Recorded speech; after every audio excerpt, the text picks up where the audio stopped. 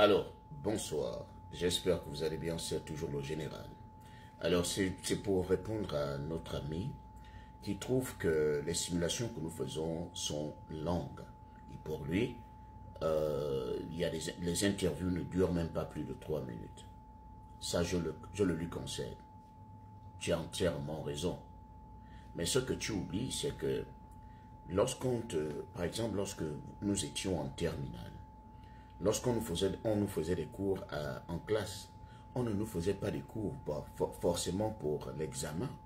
On vous fait des cours parce qu'on ne sait pas sur quel sujet portera l'examen du bac.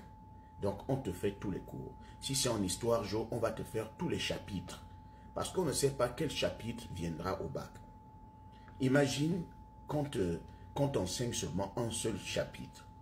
Par exemple, en histoire, on te fait seulement la crise de Suez. Tu vas te dire que l'examen ne viendra que sur la crise de Suez ou la crise de Cuba.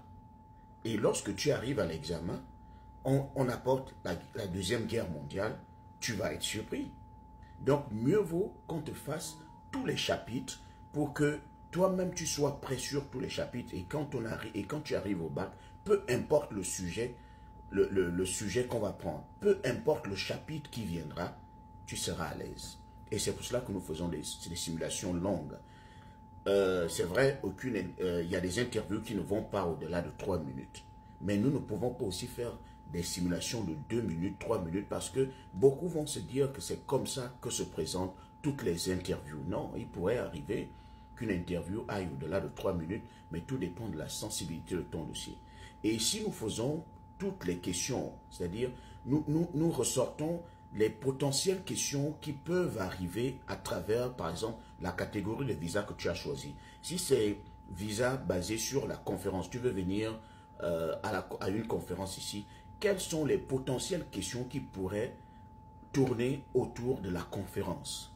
C'est pour ça que nous prenons des questions un peu partout, parce que nous nous disons, il pourrait arriver que l'officier consulaire choisisse une de nos questions que nous avons utilisées dans la simulation et tu dois être prêt.